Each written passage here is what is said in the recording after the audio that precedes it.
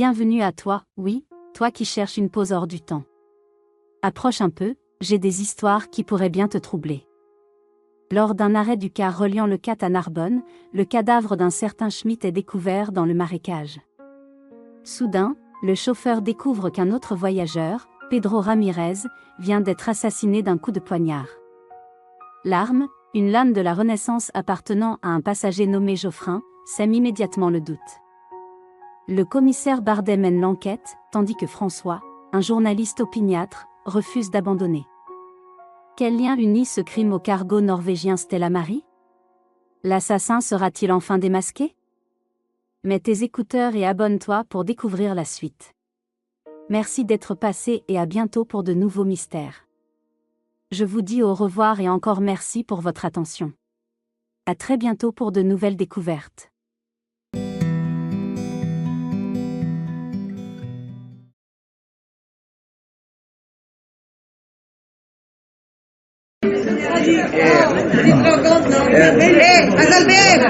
Adalbert, tu nous la démarres ta mécanique pour être en retard à Narbonne? Ma mécanique?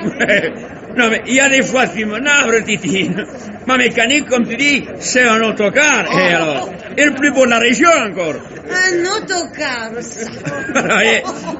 Alors, écoute, Titine, c'est pas pour te blesser devant tout le monde, hein, mais si ton commerce c'est vraiment un café, eh bien mon car c'est un pullman. Je préfère rire, Adalbert, mais c'est parce que j'ai le tempérament à ça. Hein. Tiens, Monsieur Blondel. Monsieur Blondel. Vous allez à Narbonne, Monsieur Blondel. Cherchez une petite gâterie pour votre dame, je parie. Et bien sûr, je vais à Narbonne. Ce car ne va pas ailleurs. Dites-moi, Albert, à quelle heure comptez-vous démarrer? Vous tenez absolument à ce que nous soyons en retard, comme d'habitude. Alors, mais il faut pas dire ça, Monsieur Blondel. Alors, le car d'Albert, il part souvent en retard, c'est vrai, mais il arrive toujours à l'heure. Et sauf quand il tombe en panne. Et comme la semaine dernière. Et comme celle d'avant. Alors, je vous pardonne, Monsieur Blondel. Rapport à votre foi. Mon foie? Oui, je sais qu'il vous travaille. Et bien sûr, quand on a fait l'Afrique, on a le foie tout retourné et l'humeur sans ressent. Mais toi, Titine, tu m'offenses sans raison. Comme tu retireras ce que tu as dit sur mon commerce. Mon Dieu, c'est lourd. Madame Pujol, comme vous voilà chargée. Ah non, pas à côté de moi. Et pourquoi, c'est déjà pris. Léon Caddy m'a fait jurer de lui garder la place, la pauvre. Donnez votre colis, Madame Pujol, que je le monte sur la galerie. Merci, Adalbert. Et vous me la rimez bien. Dites, c'est une bonbonne de grenache que je m'en vais la livrer à Narbonne. Ah, mais alors, vous en faites pas, Madame Pujol. Comme une jeune fille, je vais vous la traiter, votre bonbonne. Léon Caddy, comment ça va? Tu as encore entendu des voix cette nuit? Je n'ai pas besoin d'entendre des voix pour savoir que la journée sera mauvaise, Adalbert. Un peu plus, et je n'y monterai pas dans ton car, tu sais. Alors, Léon Caddy, assieds-toi et tais-toi, que tu donnes le frisson à tout le monde. Tiens, Lulu, comment ça va, Lulu? C'est bien brave, Titine. Comme ci, comme ça va. Les matins de compétition, je me sens jamais à mon aise. Le trac, comme on dit. Et Léon, tu es inscrit pour le concours de lyonnaise, Lulu? Oui. Eh bien, à Narbonne, ils connaissent pas leur douleur, les pauvres. Hein? Tu vas leur montrer que c'est la carte, ils sont encore les champions de la bourse, pas vrai? Bonjour, Pedro. On allait pour Narbonne.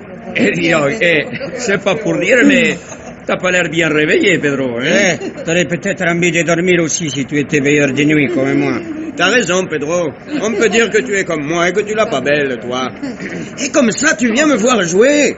Tu es bien brave, tu sais. Eh non, je ne vais pas te voir jouer, Lulu. Alors, comment ça se fait que tu vas à Narbonne? On ne te voit pas souvent dans le car le vendredi. Et laisse-le, il va dépenser sa paye, le pauvre. Pas vrai, Monsieur Blondel? Il avait plutôt en toucher qu'en dépenser de l'argent. Toucher de l'argent? Auriez-vous fait un héritage, Pedro? Quelque chose comme ça, Monsieur Blondel. Voyez-vous, moi j'en ai marre de jouer les minables tout le temps. Que voulez-vous dire? Vous mettez pas marteler en tête, Monsieur Blondel. Pedro est noir, comme d'habitude. Il sait jamais ce qu'il dit. C'est pas le mauvais gars, Pedro. Ah non, seulement il boit trop, comprenez-vous? Il est sous le pâte. Regardez-le. Il dort déjà comme un sonneur, là, si c'est pas malheureux. Vous causez bien, Monsieur Geoffrin. Seulement vous avez une belle ferme et une brave femme à la maison. Tandis que Pedro, le pauvre, il a que sa misère pour lui tenir compagnie. Alors faut pas juger si vite. Oh, mais qu'est-ce qu'on fiche, bon sang? Les-moi dispensés. C'est comme d'habitude, monsieur Blondel, vous énervez pas. On attend le petit Patrick, le fils au docteur. Jamais il sera là, ce gamin, alors. Dis donc, Azalbert, je veux pas être à la bourre pour ma compétition, moi. Mais où est-il, Azalbert? Et où veux-tu qu'il soit, innocent? Il est allé boire le pastis, pardi. Tiens, vous voilà, madame Blondel. Oui, bonjour. Et comme ça, vous venez avec nous? Ah non, non, Titine, non, je veux seulement dire un mot à mon mari. Pardon, excusez-moi. Attendez, je vais retirer mes paquets. Non, ne vous dérangez pas, Léo Caddy, je peux passer. Pardon, je ne sais pas pourquoi Blondel s'installe toujours dans le maison. Parce que les hommes prennent toujours les bonnes places. Regardez-moi ce voyou de Pedro. Il lui faut toute la banquette pour dormir. Ah là là, tous des ivrognes. Et c'est Azalbert qui ne revient pas. Alors, Léocadie, vous énervez pas comme ça, là. Plus vous protesterez, plus Azalbert nous fera attendre. Il est comme ça. Allez, passez plutôt au beau temps qu'il fait, là. À la belle journée que nous allons avoir. Ah, belle journée. Eh non, monsieur Geoffrin, une journée de malheur, je le sens, moi. Ah, encore des voix, non? Mais je n'entends pas de voix. Ce sont des mensonges qu'on dit pour me faire du tort. Mais vous n'avez donc pas remarqué que c'est un vendredi aujourd'hui, voyons. Mais cette idée, naturellement, que je l'ai remarqué. Si nous n'étions pas vendredi, je ne serais pas dans le car, ni vous non plus. Ouais, mais aujourd'hui, c'est un vendredi 13. Et moi, je sens le malheur. Vous entendez, monsieur Geoffrin? Je sens le malheur.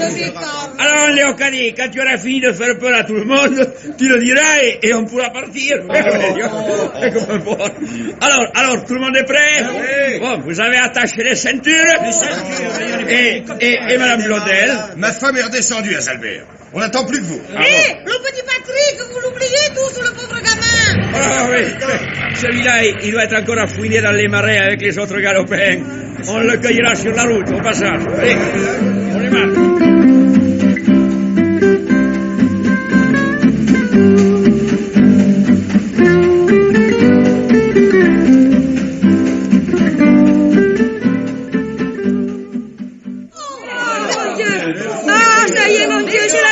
Qu'on l'avait avec nous, le malheur. Ce n'est pas le malheur, pauvrette, c'est la panne, comme d'habitude. Le pouleman d'Azalbert, il peut rouler que dans les dessins. Oh non, tu me chauffes les oreilles, Titine. C'est pas la panne, comme tu te plais à lire. C'est le Patrick. Il est là avec José Camelong et le Bouisset. Eh bien, qu'il monte en vitesse et qu'on n'en parle plus. Allez, attendez, une seconde, monsieur Blondel. Ils me font l'effet bizarre, ces petits. Je vais voir, hein. Oh, dis donc, Geoffrin. Oh, qu'est-ce qu'il y a? J'aimerais que tu viennes avec moi. Vous n'avez pas bientôt fini vos plaisanteries, Azalbert? Monsieur Blondel, je crois qu'elle commence seulement les plaisanteries, comme vous dites. Parce que les gosses... Eh bien, quoi, les gosses? Ils disent qu'ils ont trouvé un mort dans les roseaux.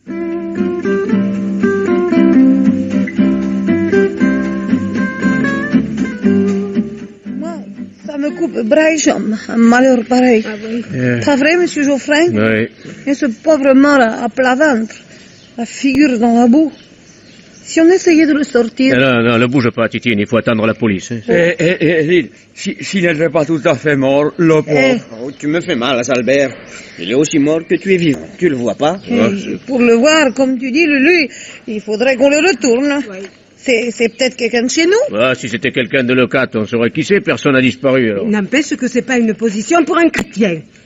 Si on allait prévenir le curé... Non, Madame Pujol, il faut d'abord téléphoner à la gendarmerie. Oui, si tu veux téléphoner ici, tu es plus malin que moi, Geoffrin. Non, le mieux, vois-tu, c'est de repartir. Alors, quand on sera à Narbonne... Oui, ça c'est vrai qu'on a assez perdu de temps, hein. Oui. Moi, j'ai mon grenache à vendre. Oh, sans Je peux vouloir pas vous attendre- offenser, madame Pujol, vous le vendrez bien un autre jour, votre grenache. Mais on fait quand même- Chrétienne comme vous êtes, vous n'allez pas le laisser se mort sans assistance? Alors, mais t'échauffe pas, Titine. Alors, non, c'est vrai qu'il risque pas de bouger, le mort. C'est ma foi vrai. Mais quand même, je trouve bizarre que grand et fort comme je le vois, il soit venu se noyer dans une flaque d'eau. Noyer, tu en as de bonnes, toi. Tu vois pas qu'on lui a tiré dessus? Qu'est-ce que vous en dites, monsieur Blondel? Moi, je dis que j'ai un rendez-vous à Narbonne et que je vais pas payer ma place dans le car pour perdre mon temps au milieu des marais. Mais personne ne vous empêche d'y retourner dans le car avec Pedro. Tiens, c'est vrai, il a pas bougé, Pedro. Il y a quand même des gens qui se la coulent douce. On voit bien qu'il va pas à une compétition, lui.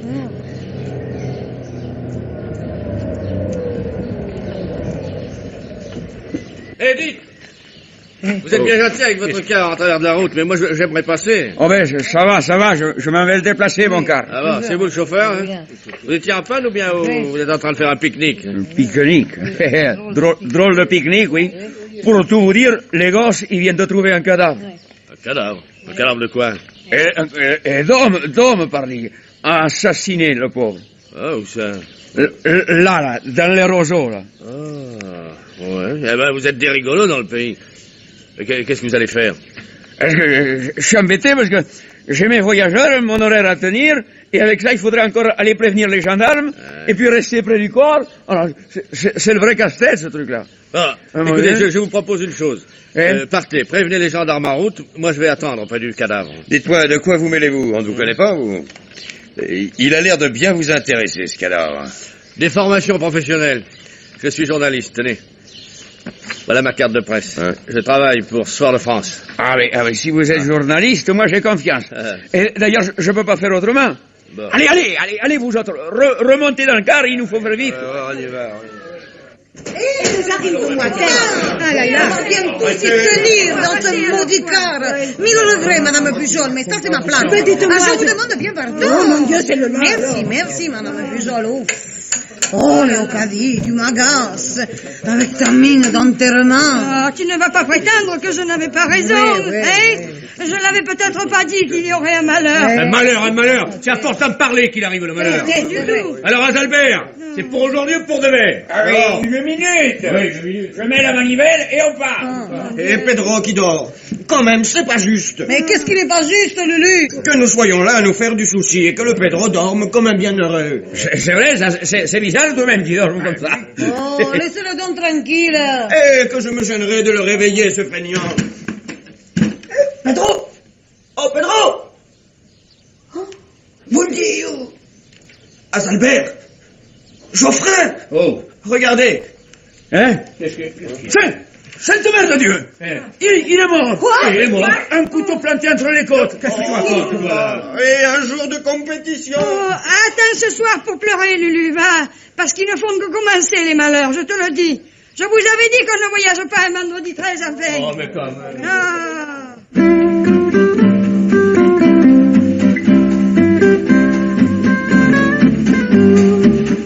Vous me remettrez un pastis, Titine.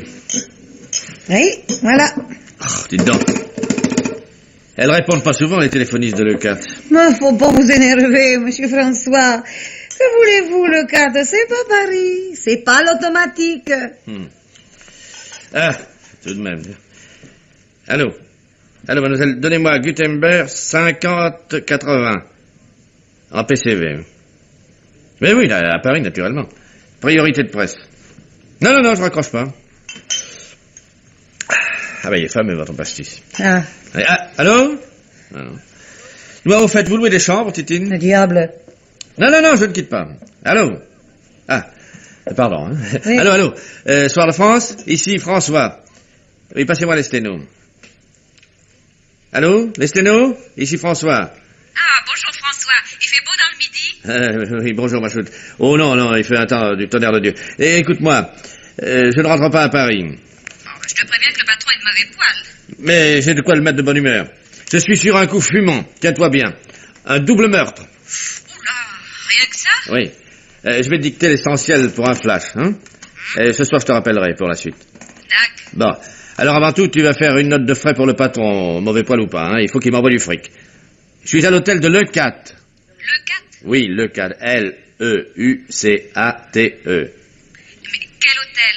Mais il n'y en a qu'un. Le 4 est un petit patelin à 30 km de Narbonne.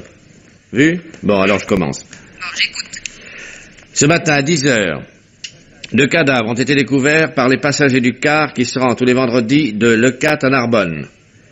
Le premier corps gisait dans les marécages à une centaine de mètres de la route. Tu y es, oui? Oui. Il s'agit d'un certain Schmitt. Henri Schmitt. Oui, comment tu écris ça? Avec D et T. Schmitt. T'as compris? Oui. Bon. Schmitt, ouvrier alsacien d'une quarantaine d'années. Il a été tué d'une balle dans la tête. La mort remonte à quelques jours. La seconde victime, un Espagnol de 45 ans, Pedro Ramirez a été poignardé... Hein? Ramirez, avec un Z à la fin, oui. Bien.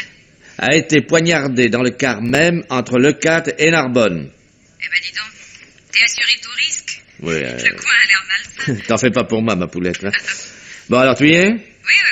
Et c'est le commissaire Bardet, B-A-R-D-E-T, de la brigade mobile qui enquête sur ce double crime. Bon, c'est tout? Oui, ça suffit pour le moment. Alors je te rappellerai dans la nuit, ou demain matin, hein? Oui. Bon, allez, bye. Bye. Et voilà. Eh ben, c'était beau ce que vous disiez. Moi, voyez-vous, monsieur François, ça aurait été mon rêve d'être journaliste. Ah oui? Ah. Ben, moi, voyez-vous, mon rêve, ce serait d'être bistrot. Au fait, cette chambre. Ben, juste au-dessus, avec vue sur le port et les bateaux. Les bateaux? Dis donc, je n'en vois qu'un pour le moment. Il est beau, d'ailleurs. Qu'est-ce que c'est? Un cargo norvégien, le Stella Maris. Le Stella Maris. Oui, le Stella Maris. Et qu'est-ce que vous leur vendez aux Norvégiens? Du pastis? Ah, ça, je saurais pas vous dire. Les affaires des autres, vous savez... Vous avez raison, Titine. Seulement, pour moi, c'est tout le contraire. Allez, je vais aller faire un tour sur le port, histoire de me dégourdir les jambes. Allez, à tout à l'heure. À l'heure.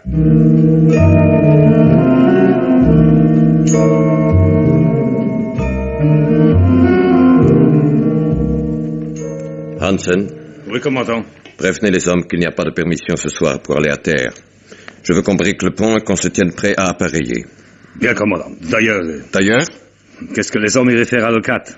C'est un vrai paysage de cafard. Ces maisons basses, ces terrains vagues et cette herbe blanche de poussière. Encore en cette saison, ça passe. Mais vous vous souvenez des coups de Mistral de l'hiver dernier? dommage que le paysage vous déplaise, Hansen. Parce que vous descendez à terre. J'ai besoin que vous vous informiez de ce qui se passe. Quelque chose qui ne va pas? À cette heure-ci, nos amis auraient dû prendre contact avec nous. Or, ils ne l'ont pas fait. Et je ne tiens pas à traîner dans le coin. C'est peut-être plus sage, évidemment. Merci, Hansen. Alors, vous allez filer jusqu'à chez Schmidt. Vous le trouverez sûrement chez lui. Je sais qu'il fait sa popote lui-même et qu'il ne met jamais le pied au restaurant. Bien, commandant. Je n'ai pas besoin de vous dire de ne pas vous faire remarquer. Et soyez à bord dans 1 heure. Bien, commandant. Vous n'aurez pas de mal à trouver la maison de Schmidt. C'est la 5e dans l'allée en venant de la souffrerie.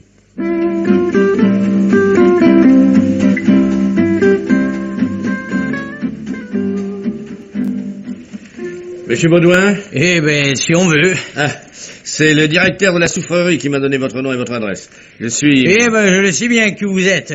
Le journaliste parisien qui loge chez Titine. C'est ça. Mais mon nom à moi, c'est Fil de Fer, oui. On m'appelle jamais autrement. Ah, pardon, je ne savais pas. Vas-y. Eh bien alors, fil de fer, voilà Oui. ce qui m'amène. J'ai besoin de détails sur Schmidt. Ah. Or, il paraît que vous le connaissiez bien. Ben, c'est-à-dire, on faisait équipe ensemble à la soufflerie, quoi. Vous y êtes déjà allé, je crois. Mais dites-moi, Schmidt était votre copain? Bon, mon copain, c'était pas le mauvais bougre, Schmidt. Mais c'était pas un copain, quoi. D'ailleurs, des copains, il en avait pas. Quand on l'a retrouvé, il y avait 4 jours qu'il avait disparu, qu'il n'était pas venu travailler. Et ça n'avait étonné personne? Ben non, pas tellement. Cette main-d'œuvre étrangère, ça va et puis ça vient. C'est un peu comme des cheminots, quoi. D'ailleurs, il manquait souvent, Schmidt. Oui, une matinée ou même des fois une journée entière. Faut croire que la nuit ne lui suffisait pas. La nuit? Qu'est-ce que vous voulez dire? Eh ben, rien. Bah, vous savez comment c'est, quoi. On cause et puis... Bon, eh ben c'est ça, Oui. de faire causons. Oui. Voyons. Je suis allé chez Schmidt. Ah. Ses voisins aussi racontent qu'il sortait souvent la nuit. Où allait-il? Ah ben... Il avait une femme dans le coin? Ça, j'en sais rien. Jamais je l'ai vu avec quelqu'un, moi. Alors qu'est-ce qu'il faisait? Ben, Enfin, vous devez bien savoir quelque chose. Et peut-être qu'il braconnait. Moi, quand je l'ai rencontré, je braconnais. Alors. Ah, vous l'avez rencontré? Oui. Mais où? Quand? c'est- Allez, fil de fer, il vaut mieux être interrogé par moi que par les flics. Oui. Je suis journaliste, pas bouchard. Et je ne dirai pas comment j'ai eu mes informations. Bah, vous savez, il n'y a pas de quoi faire une histoire. Je posais des collets dans les bois de Tamaris, au Coussou, là, à quelques kilomètres d'ici, oui. Le vrai paradis du braco, les Coussou, oui. Il y a des capucins comme s'il en pleuvait. Bon, alors? Et alors j'ai aperçu Schmidt, il avait son vélo, il venait pas de Leucate, non, mais de la gare ou de la distillerie, quoi, enfin de par là, quoi, de par là. La distillerie? Oui. Ah, ça me dit quelque chose, la distillerie. Et c'est là que Pedro Ramirez était gardien de nuit, non? Et Ah bah dites-moi, vous avez pas perdu votre temps, vous, hein? Vous avez déjà tout fouiné partout, là, hein? On ne peut rien vous cacher, vous. Dites-moi, Pedro et Schmidt se connaissaient? Mais je vous ai déjà dit que Schmidt, il connaissait personne. C'était pareil pour Pedro. Oui, mais ça les rapproche bougrement, ça, non? Bah, c'est possible, mais moi je les ai jamais vus ensemble. Remarquez que ça ne m'empêchera pas, le commissaire Bardet, de coller aussi le meurtre de Schmidt sur le dos de Geoffrin. Geoffrin? Pourquoi on l'accuse d'avoir tué Pedro? Ah ben alors là, vous retardez, journaliste, là. À croire que poser une question après l'autre, ça vous empêche d'écouter. Le commissaire Bardet est pas commode, je vous préviens. Il a déjà bouclé en tôle le pauvre monsieur Geoffrin.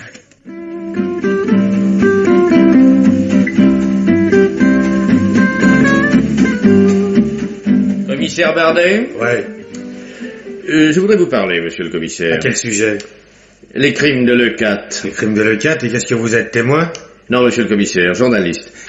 Tenez, voici mon coupe-fil. J'ai rien à fiche avec les journalistes, rien à leur dire. Le bruit court dans Leucate que vous avez arrêté monsieur Geoffrin, monsieur le commissaire. Est-ce exact? Je vous répète que vous me cassez les pieds et que j'ai pas à répondre à vos questions. Lui, donc ça ne vous dispense pas d'être poli. Écoutez, mon vieux, si j'ai un conseil à vous donner, c'est de vider les lieux, et en vitesse encore. Vous ne croyez pas que vous y allez un peu fort? Si ça vous plaît pas, c'est pareil. Et si vous râlez, je peux vous flanquer un rapport pour outrage à magistrat. Oh, ça va, j'ai pigé. Eh bien, puisque vous ne voulez pas me donner de l'information, j'irai les chercher moi-même. Je vous préviens que si vous m'embêtez, je vais vous faire fourrer en tôle, moi. Oh, oui, naturellement. Seulement, je vous signale à mon tour que la loi qui empêche un citoyen de poser une question à un autre, elle n'existe pas encore.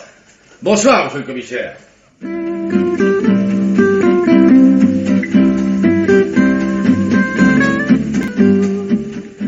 Bon Dieu, monsieur François, eh ben, on peut dire que vous en avez une tête, tout rouge que vous êtes. Il fallait pas vous fâcher comme ça avec le commissaire. Quoi? Avec une chaleur pareille, allez encore se disputer. Et vous allez vous tourner les seins. Mais comment savez-vous que je me suis engueulé avec Bardet? À Leucate, tout se sait. Quand même. L'homme qui sait pas comme ça, je vais vous le dire. C'est le brigadier qui me l'a raconté. Ça le faisait bien rire, allez. Faut vous apprendre que les gendarmes, ils l'aiment pas beaucoup, ce pauvre commissaire Bardet. Ouais, ça, je les comprends. Donnez-moi dans un pastis. Vous voyez bien que je suis occupé à vous le préparer, monsieur François. Vous allez me le boire bien lentement. Et puis vous irez faire une petite sieste avant le dîner.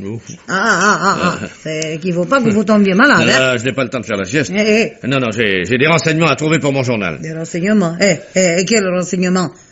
Pourquoi donc vous allez en demander au commissaire des renseignements? Il en sait pas plus long que nous, le commissaire. Il faut pourtant que je sache pourquoi on a arrêté Geoffrin. Si toutefois on l'a arrêté. Ah, misère, si on l'arrêtait. Eh ben, je pense bien qu'on l'a arrêté, Geoffrin. Et laissez-moi vous dire une bonne chose, c'est sa faute à ce gros innocent si on l'arrêtait. Cette idée d'aller raconter que le couteau qu'on a trouvé entre les côtes de Pedro, il était à lui. Le couteau appartenait à Geoffrin? C'est comme je vous l'ai dit, mon pauvre monsieur François. Mais, si vous voulez mon opinion, c'est aussi celle du brigadier.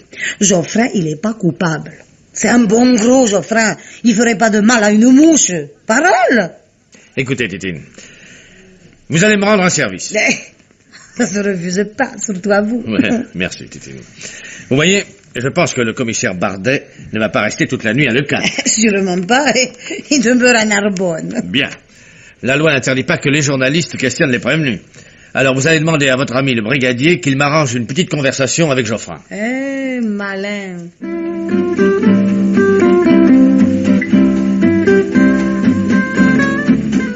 Monsieur François Semblavet, vous me promettez que vous n'en parlerez à personne de votre visite à Geoffrin.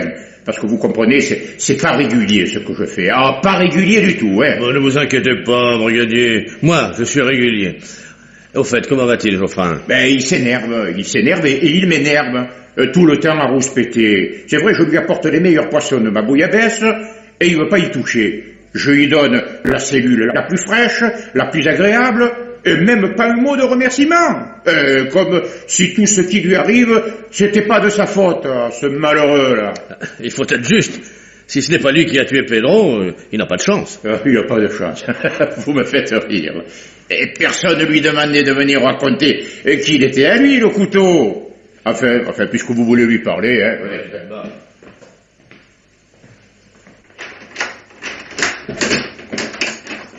Geoffrin, une visite. C'est le journaliste de Paris qui s'inquiète de ton sort.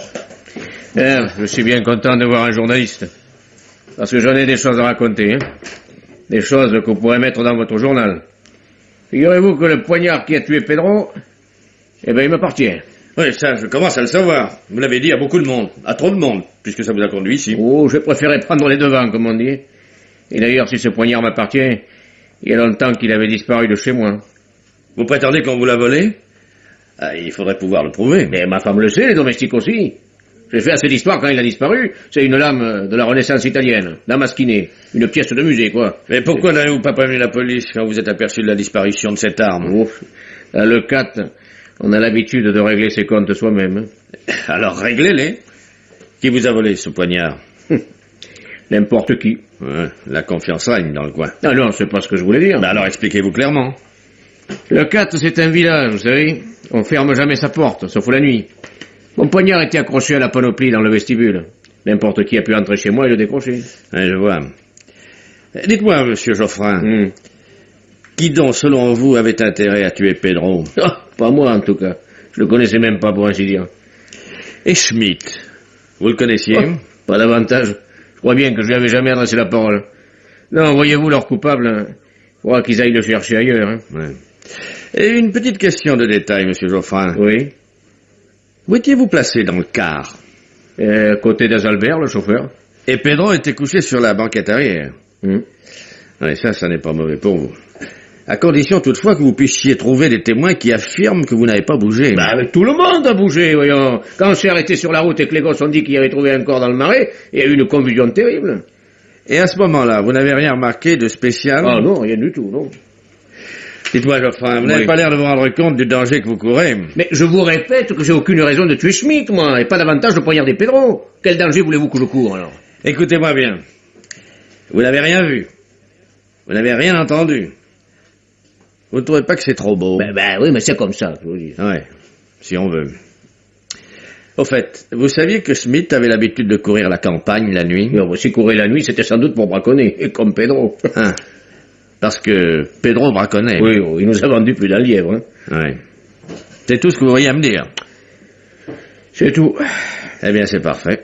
Puisque vous ne voulez pas parler, je vais vous laisser aux soins amicaux du commissaire Bardet. Vous êtes dur, hein. C'est sans doute votre métier qui veut ça. Voyez-vous, oui?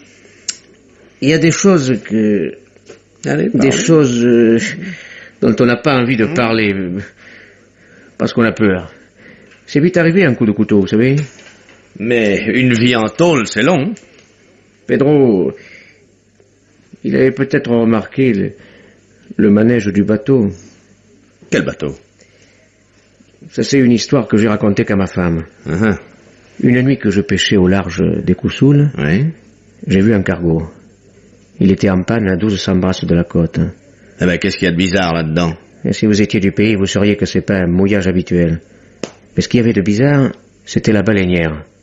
Toute la nuit, elle a fait la navette entre la côte et le cargo.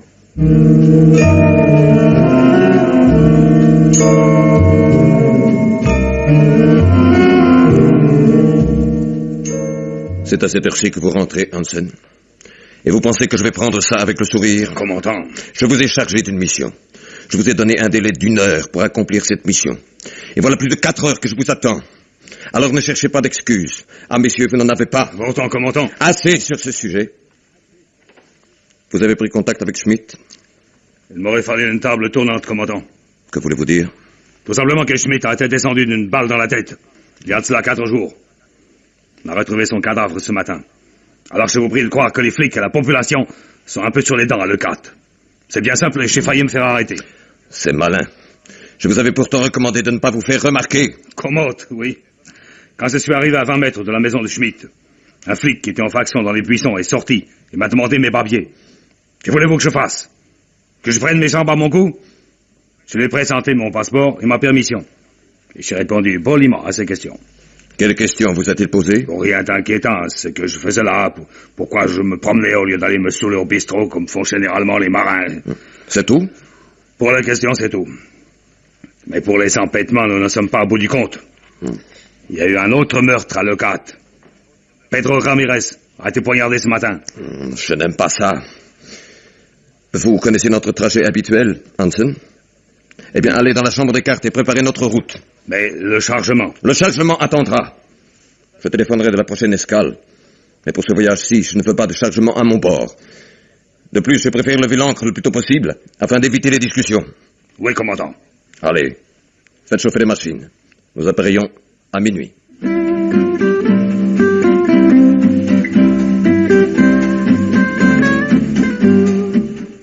Alors, monsieur François, on a passé une belle nuit? Ils sont bons, mes matelas, pas vrai? Oui, c'est vrai, Titine, c'est vrai. Ben, vous avez le tout morose, pauvre de vous. Vous allez vous asseoir bien tranquillement et boire mon café au lait, que je veux que vous ayez la bonne mine. Tenez, là. Eh ben, monsieur François, vous le voulez pas, le café? Non, Titine, non, merci. Je mangerai un peu plus à midi, voilà tout. Je vais faire un tour sur la place. Hein?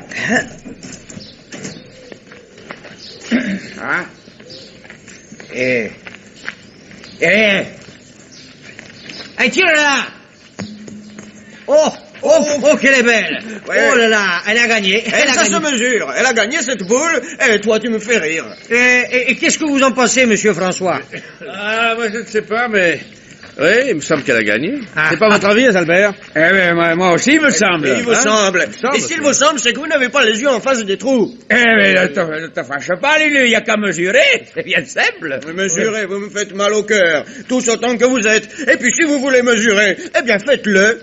Attends, bouge pas. Attends, bouge. Approche. Mais personne n'avait vraiment tort. La boule de fil de fer, elle a gagné, mais c'est de justesse.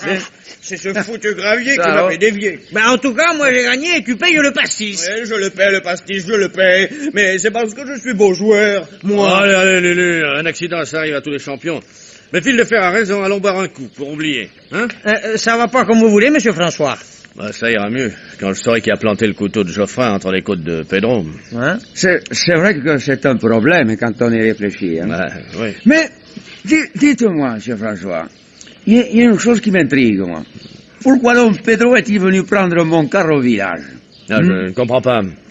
Mais oui, Pedro habitait à la fabrique, à 2 pas de la gare, et mon car est rangé devant la gare le vendredi matin. Alors, Pedro n'avait qu'à monter dedans, là-bas. Hein? Et pourquoi est-ce qu'il s'est tapé 3 kilomètres à pied jusqu'au pays? Ah, mais c'est vrai, ça tient. Personne ne m'avait fait remarquer ce détail. Bon. Pedro avait peut-être rendez-vous avec quelqu'un? Oh, ben, ça m'étonnerait. C'était un ours, Pedro. Je le vois pas en rendez-vous. Il a quitté jamais sa fabrique, alors. Ah, mais c'est vrai ce que tu dis. Eh ben.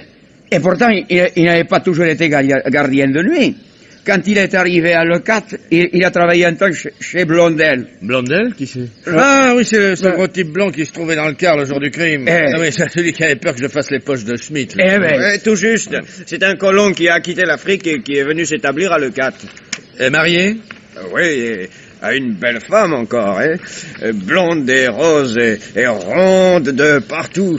Et pas méchante avec les garçons. Les gens ont même raconté que c'est pour ça que Monsieur Blondel s'était fâché avec Pedro. Dites-le, on cause, mais on pourrait quand même aller boire ce pastis. Ah, vous avez raison, Fil de Fer. On sera mieux chez Titine pour bavarder. Et puis la malheureuse serait capable de piquer une attaque si je ne rentrais pas pour déjeuner.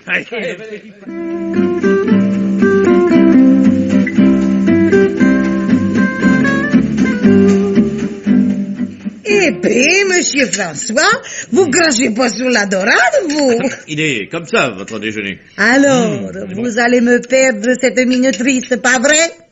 Dans cette chaîne de vie, rien ne vaut la peine qu'on se fasse du mauvais sang, allez! Presque rien, c'est vrai.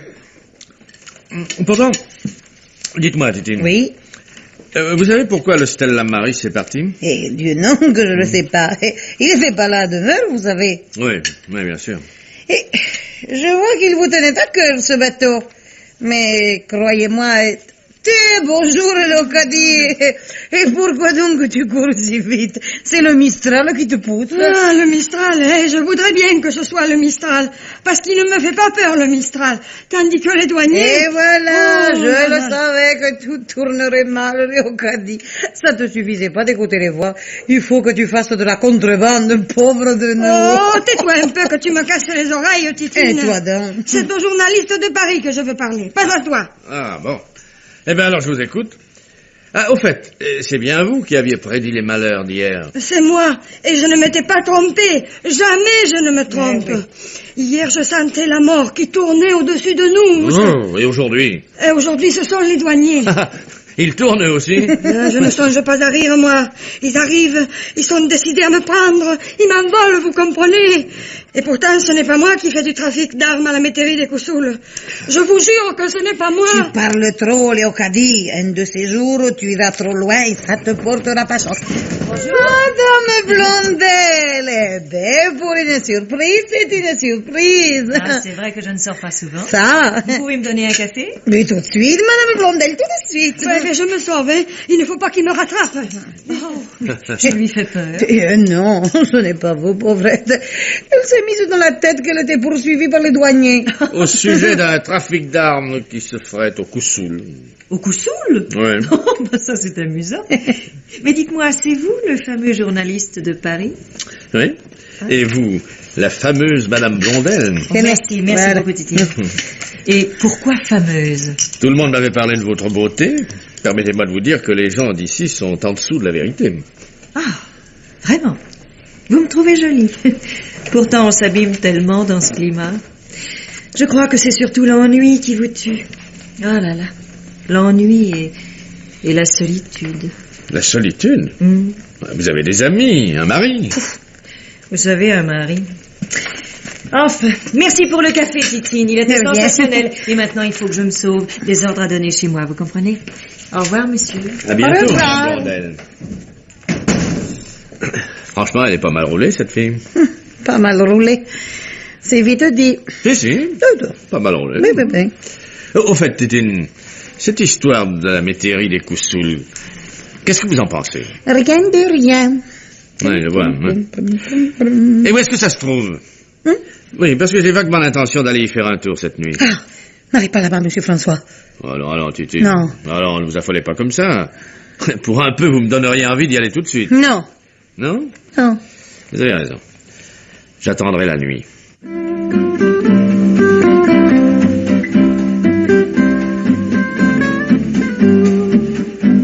Trempi? Trempo. Beau temps ce matin. Eh, beau temps. Entrez. C'est notre journaliste. Bonjour. Ah, entrez, monsieur François. Nous venons tout juste de tremper la bouillabaisse. Vous allez la manger avec nous? Non, fil de fer, merci bien. La bouillabaisse à 10h du matin, vous savez. Alors, vous prendrez le pastis? Non. Si, on insiste. Et c'est pas celui du bistrot, hein? C'en est qu'on le fait nous-mêmes. C'est pas défendu? Où irait-on, pauvre de nous, si on faisait que ce qui est permis? Évidemment. On ne pourrait même pas assommer les gens la nuit et essayer de les poignarder. Eh bien sûr. Et quoi? Comment vous dites? J'ai dit qu'on m'a assommé cette nuit et qu'on a essayé de me mettre un couteau entre les côtes. Oh, c'est pas possible. C'est exactement comme on a fait à ce malheureux Pedro. Tenez, voilà le couteau. Je l'ai retrouvé piqué dans ma veste en revenant à moi. Dieu merci, il avait glissé sur le coupe-fil métallique qui se trouvait dans mon portefeuille. Une vraie chance de cocu, comme on dit, quoi. Pour moi, oui. Mais pour vous... Mais qu'est-ce que vous racontez? Je vais vous le dire. Mais d'abord, expliquez-moi un peu où vous étiez à 2h du matin. À 2h du matin? Où j'étais? Ouais. Ah, parce que comme ça, vous pensez que c'est moi, mais vous êtes complètement fin là, mon pauvre. Vous pouvez me le dire, moi, pourquoi je vous aurais poignardé? Ah, je vois des tas de raisons. Je savais que vous alliez un peu trop souvent la nuit au Coussoul. Oh, ben... Oui, je venais de découvrir que la métairie servait à planquer des armes de contrebande. Je pouvais conclure que... Bon, vous me faites mal au ventre avec tout ce que vous pouviez conclure. Je m'en vais vous le dire, moi, où j'étais cette nuit. J'étais à la pêche, oui, j'étais à la pêche. Oui, facile à dire. Oh, ben... Oui, tout seul, dans une barque, en pleine mer. Vous trompez, monsieur François. Cette nuit, fil de fer, tirait le filet sur la plage de la Franquille. Qu'est-ce qui me le prouve? Et questionnez autour de vous.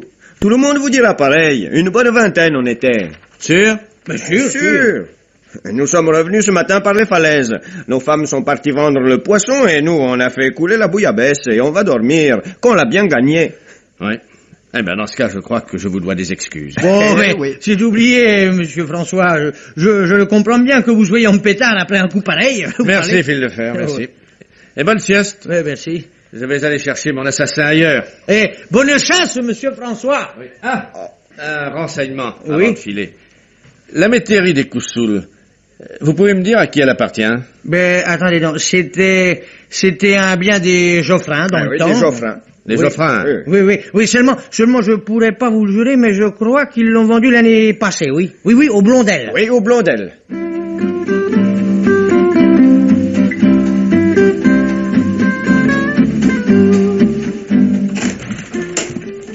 Comment vous? Oui. Excusez-moi, nous n'avons pas de domestique le dimanche et je ne m'attendais pas du tout à... Je serais navré de vous déranger. Ah non, mais non, pas du tout, entrez. Nous étions en train de prendre un verre. Blondel, c'est le journaliste qui nous fait une visite. Le journaliste? Oui. Qu'est-ce qu'il veut, celui-là? Oh. Bonjour. Asseyez-vous. Je vous offre quelque chose, moi je ne bois que du vin rouge. Eh bien, je boirai volontiers du vin rouge.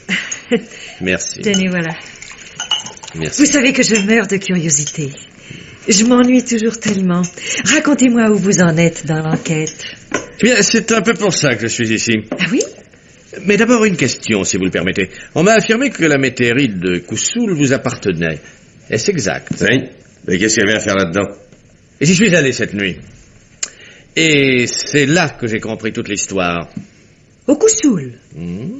Cet endroit perdu, mais c'est fantastique. N'est-ce pas? Eh bien, je vais vous révéler une chose qui va probablement vous porter un coup. Votre bicoque perdu, comme vous dites, servait d'entrepôt à des types qui font de la contrebande d'armes. De la contrebande d'armes? Non, mais vous êtes sûr? Absolument. C'était d'ailleurs une idée de génie d'avoir choisi cet endroit. Les bateaux, le Stella Maris entre autres, pouvaient venir mouiller à proximité de la côte. Une baleinière faisait la navette avec la marchandise. Et tout était dit. Franchement, je tire mon chapeau aux gens qui ont organisé le système. Seulement... Eh bien, les êtres humains sont ainsi faits qu'ils flanquent en l'air les meilleures combinaisons pour des bêtises. Expliquez-vous. C'est simple. Il y avait 2 hommes qui étaient mouillés jusqu'au cou dans cette affaire. Ces 2 hommes étaient Schmidt et Pedro Ramirez. Comment? Ça, je l'ai pigé tout de suite. Ces types n'avaient pas un comportement normal. Leur métier n'était visiblement qu'une couverture, tout comme le braconnage qui leur permettait de circuler la nuit. Je ne vois pas là-dedans la bêtise dont vous parlez. Mais j'ai bien. Un beau jour, les 2 complices ont eu une histoire. Bon, Dieu sait laquelle. Pedro Ramirez en avait peut-être assez d'être sous les ordres de Schmidt et d'avoir un salaire médiocre. Ouais, ces incapables qui veulent toujours plus d'argent qui n'en valent me dégoûtent. Moi aussi, oui. Mais enfin, c'est comme ça. À vrai dire, il y a peut-être une autre explication à leur mésentente. J'imagine assez bien une histoire de femme. Tenez, supposons par exemple qu'une jolie femme soit mêlée à l'affaire de contrebande. Une jolie femme qui s'ennuie à Leucate et qui ne déteste pas les garçons. La femme du chef de gang, par exemple. Et une situation de ce genre peut produire des catastrophes. Vous préférez cette seconde version? Je crois à un combiné des deux. Enfin, toujours est-il que les 2 hommes se disputent, se battent et que Pedro descend Schmidt. Vous me suivez? Oui. Pedro descend Schmidt. Eh bien, pour moi, c'est ça, la première bêtise. Ah. Et peut-on savoir quelle est la seconde, d'après vous? Et qui l'a commise? La seconde? C'est vous qui l'avez commise. Moi? Oui, parce que c'était idiot, cette idée de poignarder Pedro. Vous êtes fou? Mais ce n'est pas à vous que je m'adresse, monsieur Blondel, mais à votre femme. Je me moque de savoir à qui vous voulez vous adresser. Quand on parle à quelqu'un ici, c'est à moi, vous comprenez? À moi. Et maintenant, n'essayez pas de jouer au petit soldat, hein? Les mains au-dessus de la tête et du calme. Beaucoup de calme. Là, parfait. Ainsi, vous pensiez que vous alliez venir nous raconter cette histoire et qu'immédiatement nous allions fondre en larmes et demander pardon, ma femme et moi. Mais vous nous prenez pour des novices, mon petit journaliste à la noix. Novice, vous ne l'êtes peut-être pas, mais vous vous êtes quand même laissé avoir comme de vrais débutants. Nous sommes dans une mauvaise passe, je ne dis pas. Et ceci en grande partie à cause de ma femme. C'est bon, voyez-vous, je ne lui en veux pas, cette idiote. Elle a réussi un coup fumant. Tuer un type dans un car bondé sans se faire soupçonner. Ça, c'est champion. Oui, mais tout ça ne dit pas comment vous allez vous en tirer. Oh, mais c'est tellement simple. Ah, toi, je t'en prie, tais-toi. Hein. Ma femme a raison, c'est simple. En cas de coup dur, nous devions embarquer sur le Stella Maris. Et il a levé l'ancre. Bien sûr. Mais il y a des avions, nous le rejoindrons à Tanger et de là... Oui. Et vous pensez que je vais vous laisser faire? J'en suis même sûr. Quand vous serez un gentil petit cadavre occupé à moisir à la cave, vous n'empêcherez plus personne de faire quoi que ce soit. C'est ce qu'on va voir. C'est tout vu. Qu'est-ce que c'est? Eh bien, mais la police, voyons. Ah, parce que tu nous avais vendu avant de venir, salaud. Si tu crois que j'aurais pas le temps de te faire la peau avant de filer... Non, ne tire pas! Oh la vache! Oh non! Ah, un peu plus, j'étais bon. Oh non! Oh, ça, on peut le dire, oui. Mais moi, je l'ai pas loupé, hein. Vous devez être vanné, monsieur François. Alors, vous rentrez avec les autres, hein. Nous, on se charge de la femme et du corps.